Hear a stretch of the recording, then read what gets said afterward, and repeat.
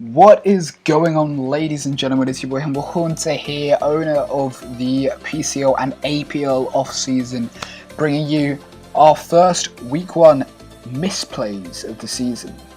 So obviously, most leagues, they like to do a top 5 plays of the season, but sometimes you just have to focus on the negatives of things, because obviously people don't get better without making mistakes. And you know what, I thought, for the sake of the people watching, for the sake of the people involved, it'd be more entertaining and more, helpful to see the misplays from week 1, where they went wrong and how they could have improved. So what I'm going to do, I'm just going to give a brief analysis of the misplays that occur, let you guys watch them, and then just go over how they could have done it differently, or whatever. So it's both entertaining for the people watching and helpful for the people who were involved, so they know how to improve if a situation arises like that in the future. So that's the basic analysis of it. Let's get straight down into the top 5 misplays from week 1.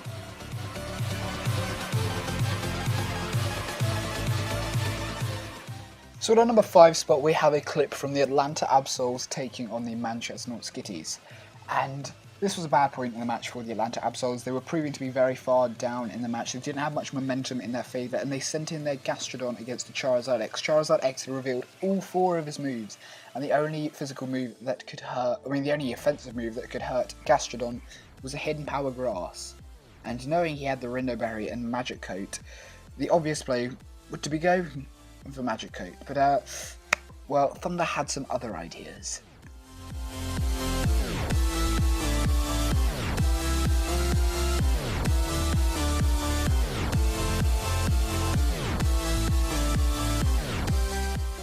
So he did manage to take out the Charizard X next turn because he managed to live the Hidden Power Grass next turn and go for the Magic Coat that turn. He basically lost his Gastrodon because he survived with 10 HP and lost it. So here's what he should have done. He should have spammed Magic Coat because there was no way that Charizard X was going to touch that Gastrodon without going for the Hidden Power Grass. If he just spammed it, eventually he would have gone for it. Eventually the Charizard X was going to die, because there was no way he could have hurt the Gastrodon without going for it. Anyway, that takes you on to our number 4 play. So when you're a Steel type and you're up against a Victini, and a Victini is the last Pokemon left on your opponent's team, and it outspeeds your last 2 Pokemon, but they both have priority, you'd think it'd probably be the best decision to use your priority move to try and take out that Victini, because there's no other way you are going to beat it. But, however, at our number 4 position, we have the Lubiana Latties, who make a bit of a, well, quite a bit of a misplay against the London Landorus.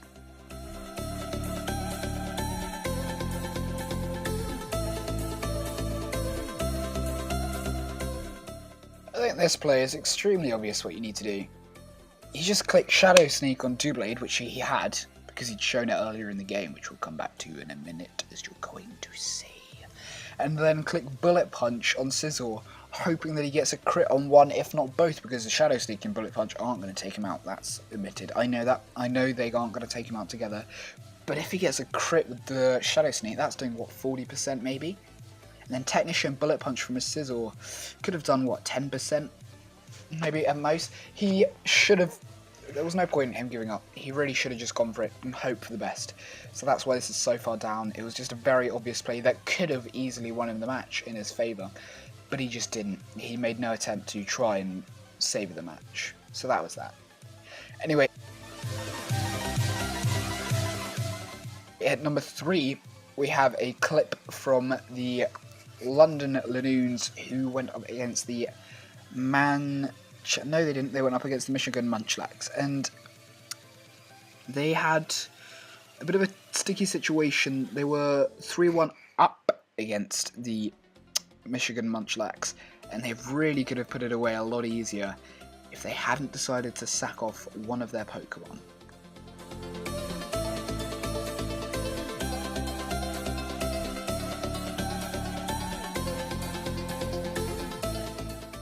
So if it's not obvious what's happened here, the Magnezone has revealed its Choice Scarf, which is very, very well played, I admit that. That was very good prep in his case.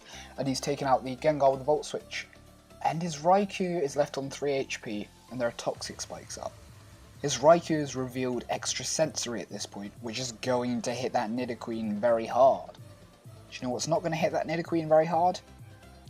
Galvantula. Maybe that's what you should have swapped into? You really could have taken out that Nidoqueen so much easier if you saved your Raikou, let your Galvantula eventually die out, but make sure you damage the Nidoqueen first, and then hit it with an Extra Sensory from a Raikou, and if that doesn't kill, you finish it off with a Flash Cannon from your Magnezone. So, he did actually manage to beat the Nidoqueen, but that was completely down to luck. He got a freeze on it with Tri-Attack. He wouldn't have otherwise. This is why this is quite high up, but not that high up. If he had lost, this would have been way higher up, because he would have won if he left his Raikou live. If he'd let his Galvantula stay in, throw off a few Sucker Punches, which he had on his Galvantula, eventually die, let his Raikou get in, throw off an Extra Sensory, that Nidoqueen's taking so much damage, and then brought in his Magnezone at the end to finish it off, he would have won easily. But instead he struggled through a victory just to claim that win by pure luck. Now, at number 2, we have a play that blows my mind. If you set up with a Pokemon and you have a very high chance to kill everything remaining, why would you swap out? And we're coming back to the Lubiana Lattes again with their Doublade for a second time. And just watch.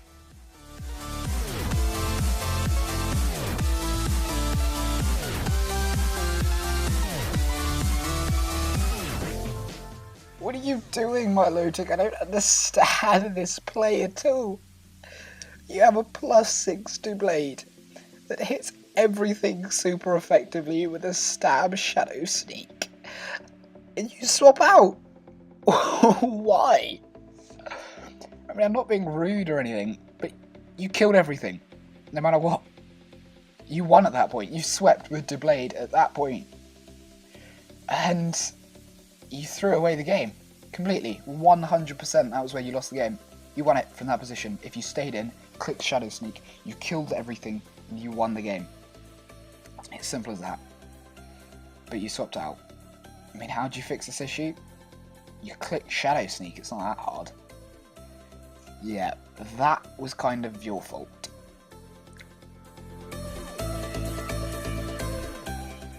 Anyway, we move on to our top play now, and this is a mixture of things. This isn't one person, this is 2 people being shit.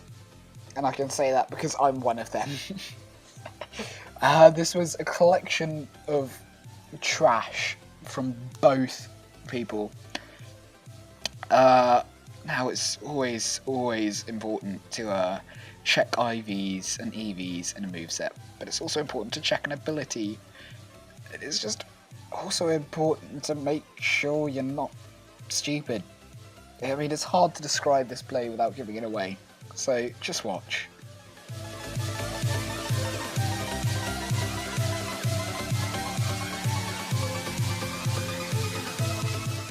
Jesus Christ! Oh, I just love watching this. Okay, it might not have been that clear what happened, so let me explain. First turn of the match, I led off with my Mega Lopunny, took it off a Fake Out so I could Mega Evolve. He leads off with Lucario. I don't check what his ability is, and the only ability you're going to run with a Lucario when your opponent has a Mega Lopunny is Inner Focus, and I just click Fake Out, thinking I'm f***ing free that turn, nice bit of damage. Nope, Inner Focus. What's he going to do? Hit me with a Drain Punch and kill me. But wait! He was modest, no EVs, no IVs, and attack.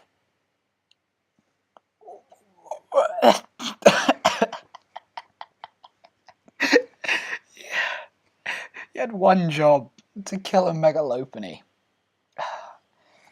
I mean, you even did a last-minute check with someone as well on your team just before my match, and you still missed that. How? How? In the end, it didn't cost you just. Fucking just. If I just clicked high jump kick that turn, you would have probably lost from that point. But yeah. Oh, that was that. How do you improve? You check your mons, and you check the ability your opponent has. And yeah.